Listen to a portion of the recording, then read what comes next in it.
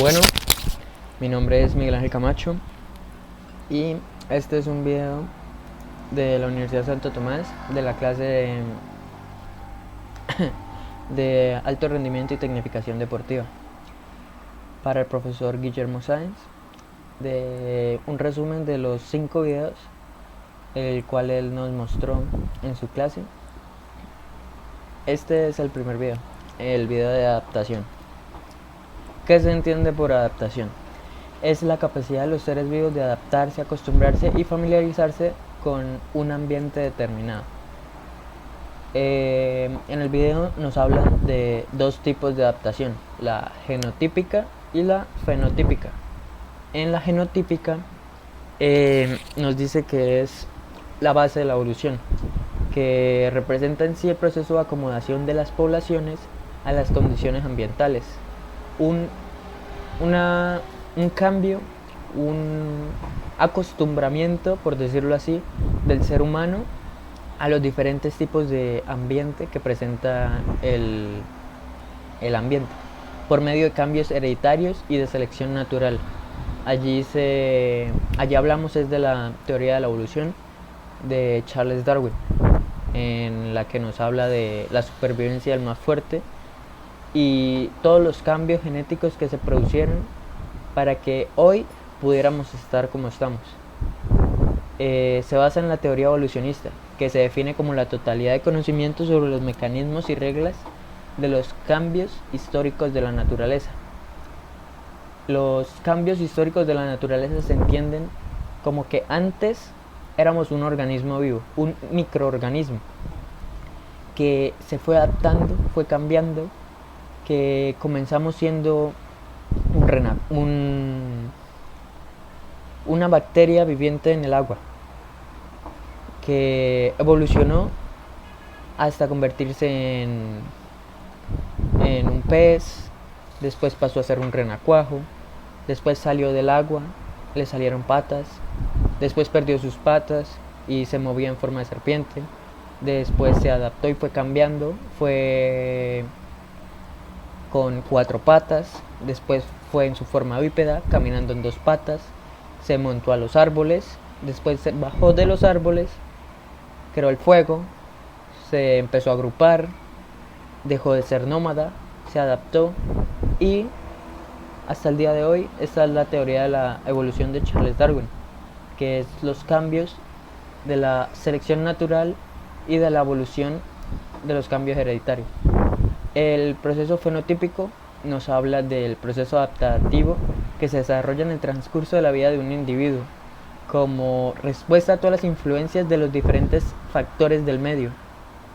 Precisamente este tipo de adaptación es el objetivo de múltiples investigaciones realizadas en los últimos años. Habla de los diferentes aspectos en la actividad práctica y científica del hombre. ¿Qué se entiende por esto? Se entiende de que el ser humano se hace su ambiente. El ser humano va adaptándose, va creciendo en su raciocinio, en su forma de pensar, se va creando un hábitat sustentable, sostenible para él, para su vivencia, para su adaptabilidad, para que pueda seguir viviendo y sus generaciones sigan en la misma. La epigenética, que habla de cómo se comportan los genes, del comportamiento de los genes, de que es una genética conductual, también conocida como la genética del comportamiento, que es una disciplina que estudia un rol de las influencias ambientales y genéticas sobre el comportamiento, con subespecialidades enfocadas en la genética conductual de humanos y animales. Genética es también cómo dentro de los genes de cada ser vivo va conocimiento, va cómo va a ser el humano, cómo vamos a actuar, cómo vamos a interactuar, cómo va a ser nuestra forma de ser. A veces va implícita en la genética. Un asesino se dice que antes de nacer va a ser así, va a tener una actitud violenta que va implícita en su genética, va implícita en su ADN. Además, dentro de los genes va implícito una persona, por decirlo así, alta, con ojos claros, que tenga el pelo claro, que tenga el pelo rubio. Su hijo va a tener en sus genes todos aquellos factores que él tiene. El hijo de él va a ser alto, ojiclaro, pelo mono. Esto nos dice la genética. Los factores del fenotípico son 3. Es el proceso de entreno en su totalidad, la actividad competitiva y los factores adicionales, que los factores adicionales son los medios sociales, los regímenes de vida, la recuperación, y los de la actividad competitiva son el fin y medio, que nos habla de la estructura, la fase y los fundamentos. Y el proceso de entorno en su totalidad son los medios, métodos, tipos de preparación deportiva y la conducción. Todos estos factores, procesos fenotípicos son modificables, pero en cierta medida van inmersos, subyacen en el proceso morfológico, motor y psíquico. Y todos estos procesos, todos estos factores fenotípicos van implícitos dentro de las variables morfológicas, motoras y psíquicas del ser vivo. Los tipos de adaptación son morfológica, fisiológica y etnológica de comportamiento. ¿Qué se entiende por morfológica? Morfológica son todos aquellos cambios, todos aquellos factores externos, todos aquellos factores externos del cuerpo. Fisiológica son todos los sistemas del funcionamiento dentro del organismo. Y la etnología del comportamiento habla de cómo el ser humano interactúa, cómo el ser humano se adaptó, cómo dejó de ser nómada y creó una sociedad, cómo el ser humano vive en convivencia, cómo el ser humano puede vivir. Un ejemplo puede ser alguien de Bogotá, que es un clima frío, de 13 más o menos, 13-15 grados, un buen clima, que vaya a vivir a Cúcuta, por decirlo así, un clima cálido, o a la costa, un clima bastante cálido, que va arriba de los 33, 34 grados, más o menos. Va a ser un infierno para el de Bogotá irse a vivir a estos lugares. La adaptación y los principios, la influencia del entorno, como ya lo mencionaba. Esto hace mucha falta, tiene un principio de adaptación muy importante en la forma en la que vive el ser humano, las predisposiciones y los talentos, la dirección específica del estímulo a la que se lleva al deportista, a la persona, el ser vivo, lo que sea, el esfuerzo y el descanso, el empleo de las diferentes clases de los esfuerzos y la correspondiente periodización del esfuerzo. Y todo esto tiene una alineación específica, o sea, a qué va a ser enfocado, a qué se va a dirigir. Y entramos a la ley general de adaptación, que también se puede graficar como una fase del estrés. ¿Qué se entiende por estrés? Después de someter a un ser vivo a determinada carga, a determinado entrenamiento, va a mostrar un signo de estrés, un signo de agotamiento, un signo de alarma. Cuando se genera una carga, el organismo lo toma como una alarma. Allí se evidencia que el organismo está sufriendo un estrés, está sufriendo un cambio, una adaptación, etc. Después de esta fase, la de recuperación, de precursión y de resistencia posterior al agotamiento. La estructura física del sistema general de adaptación nos representa en cuatro pasos: en fatiga, recuperación, supercompensación y la estabilización. ¿De qué nos habla la fatiga? Todo organismo que sea sometido a una carga, a un determinado entrenamiento, va a mostrar una alarma. La recuperación, la resistencia nos habla de que todo organismo, después de ser sometido a la fatiga, debe tener determinado descanso. La supercompensación nos habla de un estado basal, un estado de fatiga y un estado de supercompensación. En el estado basal, después de presentar la fatiga y de llegar a la supercompensación, nos habla de una estabilización, de que en la fase de supercompensación, luego de ya lograda todo el entrenamiento, luego de que el atleta fue sometido al entrenamiento, presenta o muestra evidencia, cambios progresivos, cambios beneficiosos, una ganancia en su estado basal. Su estado basal cambia y su estado basal va a ser ahora la supercompensación. Su estado basal ya no va a estar acá, sino va a subir, va a ser mejor. Su estado basal ahora comenzará acá. A eso se llega con la estabilización. Y la dinámica de recuperación en el tiempo, que por 1 hora se recupera el 70%, por 8 horas el 20% y 24 horas el 10%.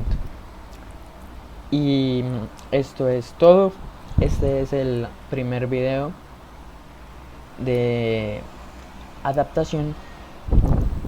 Gracias. Pilares del entrenamiento. El desarrollo de las capacidades físicas relacionadas con la salud. Las capacidades físicas se dice que van inmersas dentro de la actividad del atleta o del deportista, que para toda condición física de rendimiento se van a necesitar ciertas capacidades físicas y capacidades motoras. La condición física ligada a la salud. La condición física óptima es un compendio del bienestar físico, bienestar mental y bienestar social. Dentro del bienestar físico va a estar la forma en la que se vive, la forma en la que se alimenta y la forma en la que nos movemos y nos expresamos en el mundo. El bienestar mental va ligado a la forma en la que descansamos, la forma en la que llevamos nuestra comunicación, la forma en la que interactuamos. El bienestar social va dentro de todo el bienestar mental y del bienestar físico. Para tener una buena convivencia, para tener buenas amistades, para tener un buen círculo social, se va a necesitar un bienestar físico y un bienestar mental. El objetivo, pues la diversión. Para el desarrollo de las capacidades físicas se requiere primero que todo un objetivo de diversión. Si no se está a gusto con lo que se está haciendo, no le veo sentido entonces a realizar la actividad. Ocupación del tiempo libre, que es como el ocio. ¿Qué se entiende por ocio? Es lo que nos genera placer en el tiempo libre. Todas aquellas actividades realizadas en el tiempo libre que generen una satisfacción y un desarrollo en la forma en la que nosotros estamos, un desarrollo personal, algo que nos eleve, algo que nos impulse a ser mejores. Para esto es el deporte, una buena ocupación del tiempo libre, una relación con los demás, porque el deporte no se practica la mayoría de las veces solo, se practica con más deportistas, compañeros, entrenadores, etc. Mantenerse en buenas condiciones, todo esto ayuda a un buen mantenimiento del estado físico, un buen entreno corporal para llevar un buen tipo de cuerpo. El bienestar del propio cuerpo, ya sea dentro o fuera, externo e interno del cuerpo. Todo esto es un equilibrio entre mente, emociones y cuerpo, que es el triángulo de la salud. Todos van conectados: mente, emociones y cuerpo. Los parámetros de la condición física orientada hacia la salud. La composición corporal de una persona Está compuesta por masa ósea, masa de grasa, masa muscular y masa residual. Todas son necesarias para el buen funcionamiento del cuerpo. Es necesaria una resistencia cardiorrespiratoria para todos los deportes, para todo lo que se vaya a realizar. Una resistencia cardiorrespiratoria es esencial. Una fuerza y resistencia muscular para todo impacto, toda carga, todo movimiento realizado. Se va a necesitar determinada fuerza y determinada resistencia para volver a realizar otra vez el mismo empuje, el mismo ejercicio, el mismo entrenamiento. Se va a realizar una resistencia, la flexibilidad y una composición corporal. Las leyes y principios. La ley de Sell, que es la teoría del estrés, que de esto hablábamos en el principio de adaptación, que el nivel de resistencia normal, que nos habla de un estado basal, un estado en el cual se encuentra el deportista al iniciar su entrenamiento, antes de empezar su semana, su micro, meso y macrociclo de entrenamiento. El nivel de resistencia normal comienza en el estado basal. Una línea dentro de un plano XY se traza para medir los cambios y progresos. Al someter al deportista a determinada carga, se va a mostrar una reacción de alarma. El primer principio de estrés nos va a mostrar que el deportista va a presentar un agotamiento. El estado de resistencia se muestra en un nivel superior, una ganancia que presenta el deportista, una adaptación que va generando a los cambios del entrenamiento, que se va mejorando, que va adaptándose al entreno y va a después poder realizarlo no en este estado basal, sino en este estado basal.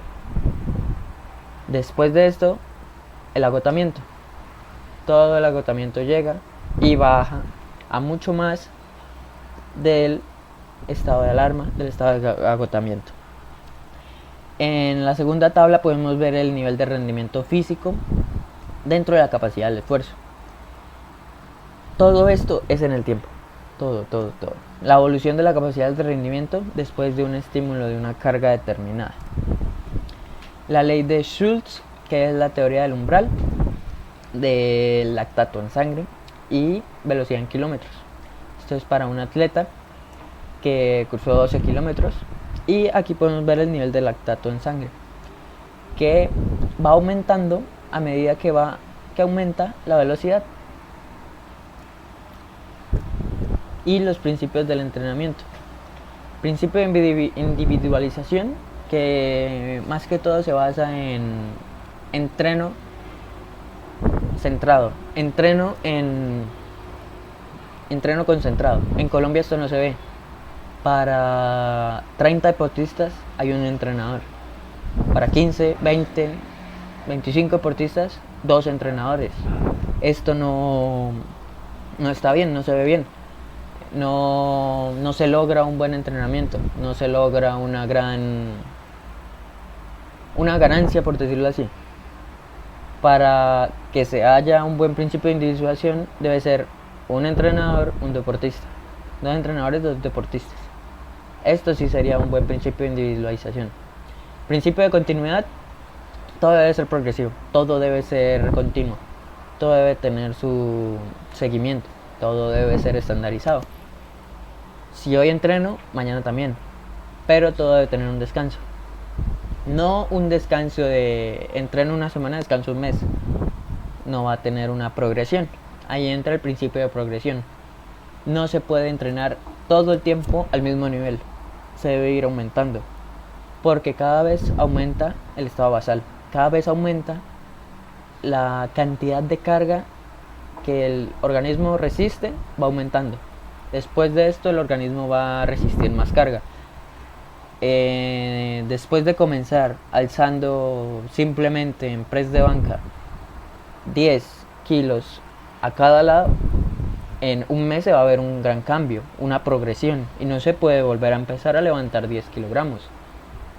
Mínimo se tendría que levantar 25, 20 kilogramos. Allí entra el principio de progresión.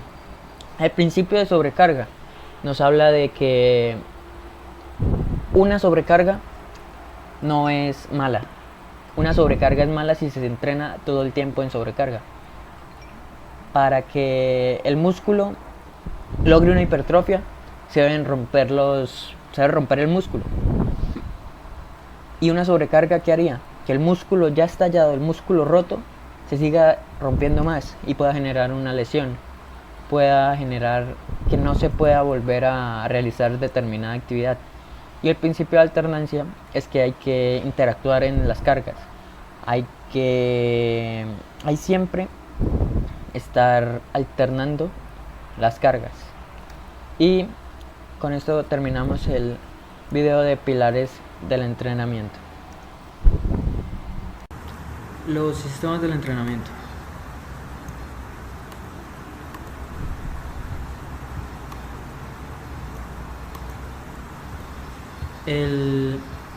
Los sistemas del entrenamiento son todos aquellos componentes que hacen que nuestro entrenamiento sean específico o sean claro para el deportista. Deben tener un seguimiento, unos fundamentos y unos criterios científicos en diagramación para el deporte en especial o para el deporte en sí. Debe tener unos ejercicios de compensación con tantas variantes como las mismas circunstancias que se le impusieron. O sea, no se debe trabajar 3 semanas lo mismo. Se puede trabajar lo mismo, pero teniendo unas variantes. No trabajar siempre velocidad corriendo 100 metros. Se puede trabajar la velocidad de diferentes maneras. Velocidad en espacio reducido, velocidad en diferentes momentos. También debe tener ejercicios de sobrecarga, como en trabajo funcional. La periodización tradicional, mayor intensidad, menor volumen, es lo que nos dice que a mayor intensidad debemos someter al deportista a un menor volumen en la carga. Una técnica de adquisición de forma deportiva para poder así lograr unos buenos resultados en el deportista. Las fases, en fase preparatoria, que nos dice que para la preparación se debe adquirir una adquisición de la forma deportiva o una adquisición que logre que el deportista pueda estar apto para las diferentes competencias. Una acumulación de las capacidades motoras y coordinativas, que esto hace que el deportista tenga un desarrollo motor general o que sea muy bueno, tenga unas excelentes habilidades para poder así lograr el mejor desempeño dentro de la competencia.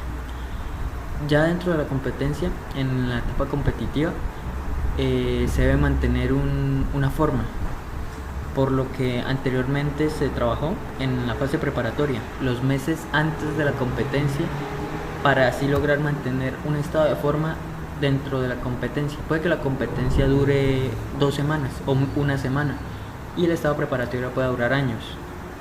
En el estado competitivo se busca un 100% mejora al estado basal de ingreso. Transitorio es una pérdida general de la forma deportiva. Esto es después de la fase competitiva, que más que todo después de la competencia el deportista deja de entrenar, el deportista deja de asistir a los entrenamientos, deja de entrenar, deja de seguir haciendo su entrenamiento para la competencia. Interrumpe el entreno con cargas, facilita la recuperación activa y una promoción en las reservas de adaptación. La periodización convencional es el post-preparatorio para otra competencia. Y la fatiga aguda del entrenamiento, que es la carga semanal del entreno por el índice de monotonía. ¿Qué entendemos por carga semanal del entreno? Es la cantidad de entrenamiento, de sesiones de entrenamiento durante la semana. Una carga semanal por el índice de monotonía, que es la cantidad de espacio en la cual el deportista no realiza actividad. Y el índice de monotonía se da por la carga diaria de entreno sobre la desviación estándar. Y la carga a entrenar es el porcentaje subjetivo del esfuerzo por la duración en minutos. Y este sería el video de sistema de entrenamiento. Continuamos con los instrumentos. Bueno, un instrumento es una herramienta que se usa para medir una magnitud física. ¿Y qué se mide? La medición es un proceso que permite comparar resultados físicamente. Como unidades de medida se utilizan objetos y sucesos previamente establecidos como estándares o patrones. El test de Bosco es un test que consiste en una serie de saltos diseñados originalmente por el recientemente fallecido Carmelo Bosco. Son 6 saltos, los cuales son el squat jump o salto a 2 pies desde posición en cuclillas, el quantum moving jump, que es un salto que se genera en movimiento, el squat jump con carga, que es un salto que se genera con un peso o con un bastón, un palo sobre las manos, el Abacan Lock, que se genera o se realiza en un pie, el drop jump, que es una caída o un salto hacia el descenso, un salto que se realiza hacia abajo, y saltos durante 15 segundos, saltos continuos, pueden ser con los brazos extendidos o brazos justo al lado del cuerpo, no es importante. Bueno, ¿cuál es el objetivo de este test? Es calcular la altura de los saltos que efectúan las personas evaluadas, así como su potencia, la altura promedio, el número de saltos, la altura si es mayor o menor y si genera una potencia relativa. El siguiente test es el de FMS, que es la valoración funcional del movimiento, y este test tiene la intención principal de identificar patologías, disfunciones de manera temprana entre un grupo o un sujeto específico. La forma básica de puntuación es de 0 a 3 puntos. Sus indicadores respectivamente son 0 puntos de que se presenta un dolor, 1 punto cuando la persona es incapaz de realizar el movimiento correcto, 2 es cuando es capaz de realizar el movimiento pero debe generar otro movimiento para poder así realizarlo correctamente, y 3 es que lo está realizando correctamente, que 3 es lo que se pretende que todos tengan o todos saquen. Estos son los movimientos que se deben realizar y se toman en cuenta los puntajes obtenidos. El Yo-Yo Test, que es creado por un danés, el danés James Bamsborg, que estudió ciencias de la salud en la Universidad de Chino. El test ha probado ser una de las pruebas indirectas más fiables para así medir el consumo máximo de oxígeno, maximal y proximal. ¿El test en qué consiste? El test consiste en realizar carreras de ida y vuelta de 10 metros de ida y 10 metros de vuelta. Son 20 metros en total. ¿Cómo se realiza el test? Del punto B al punto C, como podemos evidenciar aquí en la gráfica, es 10 metros corriendo, 20 ida y vuelta. Se comienza desde el punto B cuando una señal sonora cuando la señal sea emitida, los deportistas deberán correr hasta llegar a C y volver hasta B, hasta escuchar la otra emisión de sonido que les indique cuándo deberán volver a salir. Esto es para medir el VO2 Max.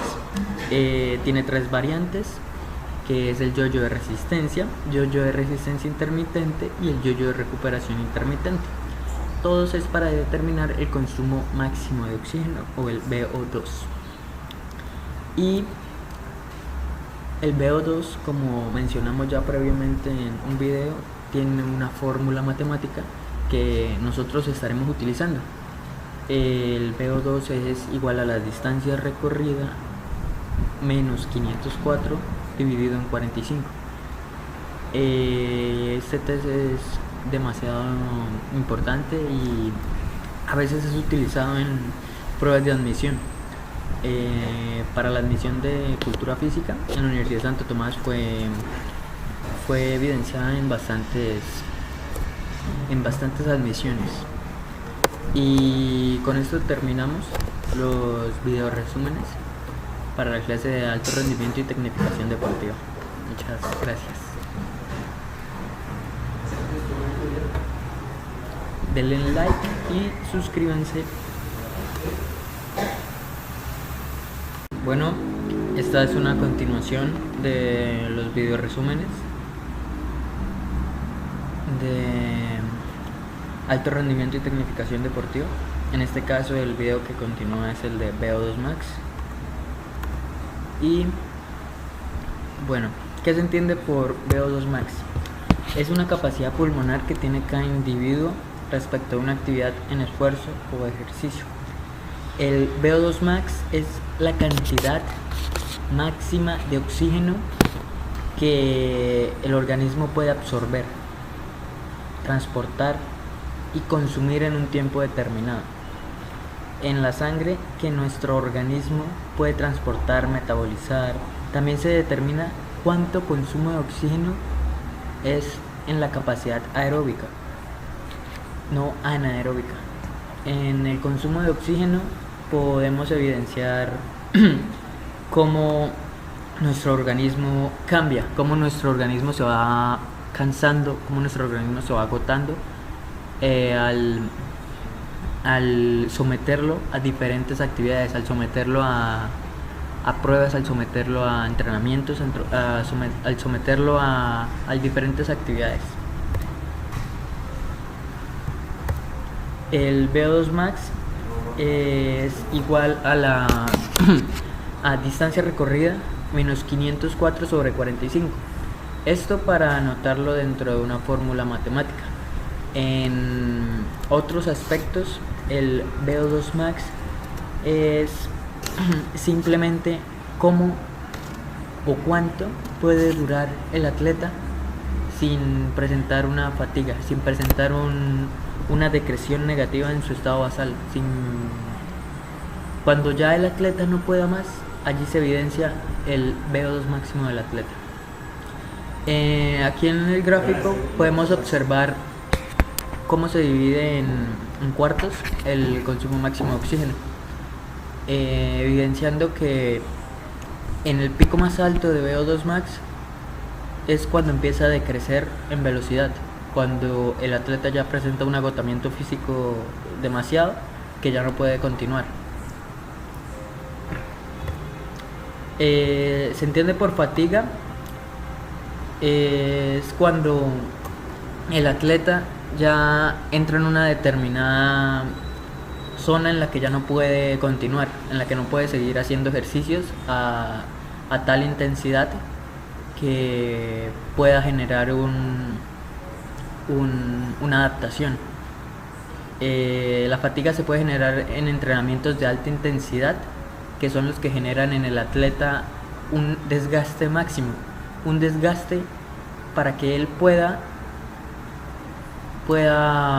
generar una ganancia y adaptarse y poder estar así preparado para la competencia, que más adelante pueden presentar problemas clínicos por exceso de trabajos glucolíticos. Esto quiere decir que todo en exceso es malo. Si se trabaja a demasiados niveles de trabajos glucolíticos, el atleta puede presentar demasiada fatiga, lo que genera que lo que evidencia en el atleta que él no pueda seguir realizando estos entrenamientos, que no pueda llevar un entrenamiento progresivo, no pueda tener una continuidad en sus sesiones de entrenamiento. Lo que vimos en el video pasado, en el de pilares del entrenamiento. Para que pueda haber un buen entrenamiento se debe llevar una continuidad, una progresión, una alternancia progresiva en las cargas del atleta. Para esto se debe tener en cuenta la fatiga, el VO2 max y todos los componentes para así poder llevar un buen entrenamiento. Y terminamos con el video de consumo de oxígeno.